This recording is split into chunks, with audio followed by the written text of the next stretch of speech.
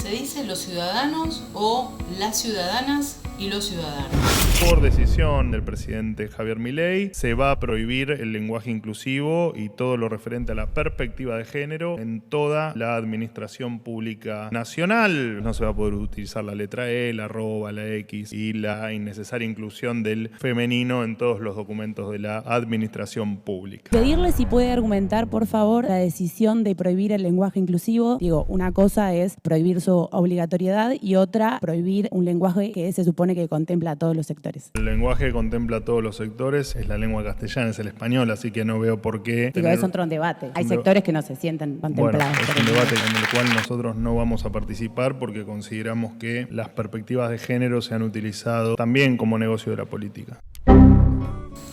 Este desdoblamiento del lenguaje se discute y se prohíbe actualmente en el ámbito público.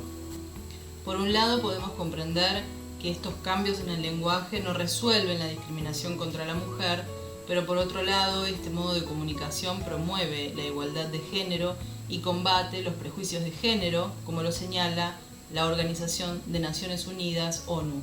¿Qué es el lenguaje inclusivo? Lenguaje inclusivo en cuanto al género, como un modo de comunicación que se realiza de manera oral o escrita, formal o informal, donde se busca la no discriminación por razón de sexo, género o identidad de género.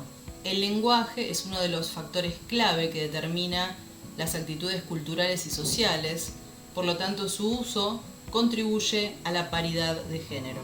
Lo que nos queda claro que lo que no se nombra no existe.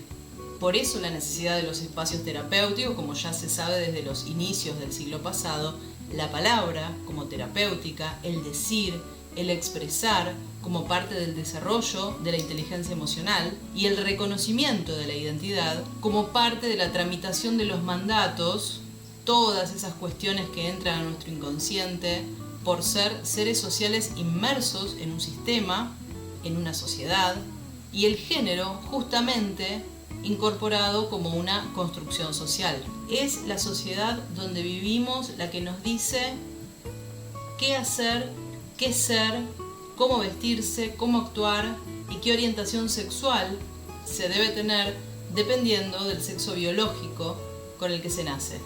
Por todo esto es que no somos seres naturales ni seres biológicos, sino que somos seres sociales. Reducir el lenguaje a una cuestión binaria es invisibilizar otras identidades tan válidas y no patológicas que quedan por fuera del binarismo de género, femenino-masculino, y la heteronorma. La heteronormatividad es un concepto que sostiene a la heterosexualidad como el modo preferido o la norma social para la orientación sexual. Asume el binarismo de género, es decir, que solo hay dos géneros distintos y opuestos, y que las relaciones sexuales y matrimoniales son más adecuadas entre personas de sexos opuestos. Una visión heteronormativa implica, por lo tanto, alinear el sexo biológico con el género, la sexualidad, la identidad de género y los roles de género. La heteronormatividad suele estar relacionada con el heterosexismo y la homofobia. Es descriptiva de un sistema dicotómico de categorización que vincula directamente el comportamiento social y la identidad propia con los genitales del individuo. Esto significa, entre otras cosas, que existen conceptos estrictamente definidos de masculinidad y feminidad y existen paralelamente comportamientos esperados de hombres y de mujeres. Y esto es la definición del concepto de género. Por eso cuando se escucha hablar que la diversidad es parte de una intención política, podemos pensar también que prohibir el uso de un lenguaje inclusivo que respeta a la diversidad también tiene una intención política. Y esto nos aleja de la verdadera mirada que es la humana. La ley 26.743 establece el derecho a la identidad de género de las personas. Y si una persona se identifica por fuera de la construcción binaria, heteronormativa, ¿cómo se nombra? ¿Cómo se identifica? ¿Cómo construye su identidad? ¿Cómo se vincula con un otro? Si no podemos nombrarnos, no podemos pensarnos o vincularnos o tramitar nuestras emociones. Recordemos que nuestra ley dice que toda persona tiene derecho al reconocimiento de su identidad de género, al libre desarrollo de su persona conforme a su identidad de género, a ser tratada de acuerdo con su identidad de género y en particular a ser identificada de este modo en los instrumentos que acreditan su identidad. Respecto a él o los nombres de pila, imagen, sexo con los que allí es registrada.